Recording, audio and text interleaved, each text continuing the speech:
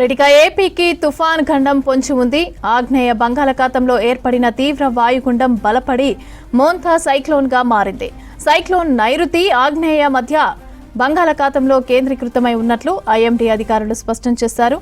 తుఫాన్ పశ్చిమ వాయువ్య దిశగా గంటకు 16 కిలోమీటర్ల వేగంతో కదులుతున్నట్లు చెప్పారు.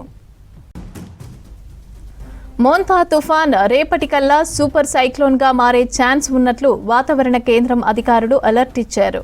విశాఖకి దక్షిణ ఆగ్నేయంగా 710 కిలోమీటర్ల దూరంలో, కాకినాడకు ఆగ్నేయంగా 680 కిలోమీటర్ల దూరంలో తుఫాను కేంద్రీకృతమై ఉంది.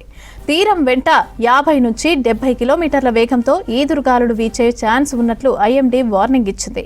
మచిలీపట్నం, కళింగపట్నం మధ్య కాకినాడ సమీపంలో రేపు తుఫాన్ తీరం దాటే ఛాన్స్ ఉంది.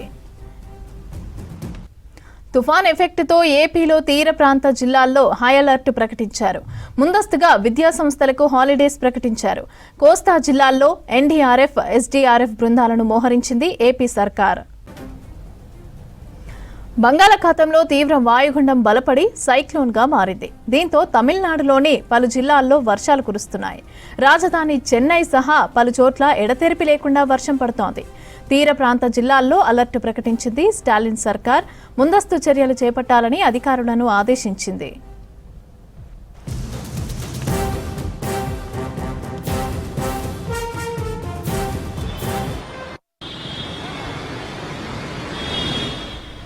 తుఫాన్ ఎఫెక్ట్తో పుదుచ్చేరిలో పెద్ద ఎత్తున అలలు ఎగిసిపడుతున్నాయి.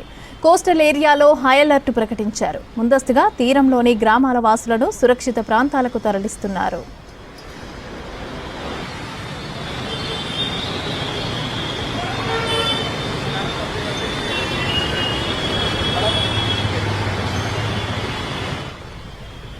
బంగాళాఖాతంలో తీవ్ర వాయుగుండం బలపడి సైక్లోన్గా మారింది. దీంతో తమిళనాడులోని పలు జిల్లాల్లో వర్షాలు కురుస్తున్నాయి. రాజధాని చెన్నై సహా పలు చోట్ల ఎడతెరిపి లేకుండా వర్షం పడుతోంది. తీర ప్రాంత జిల్లాల్లో అలర్ట్ ప్రకటించింది స్టాలిన్ సర్కార్. ముందస్తు చర్యలు చేపట్టాలని అధికారులకు ఆదేశించింది.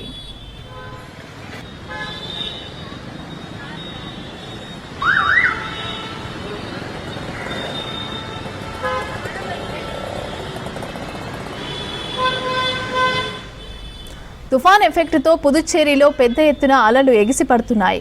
కోస్టల్ ఏరియాలో హై అలర్ట్ ప్రకటించారు. ముందస్తుగా తీరంలోని గ్రామాల వాసులను సురక్షిత ప్రాంతాలకు తరలిస్తున్నారు.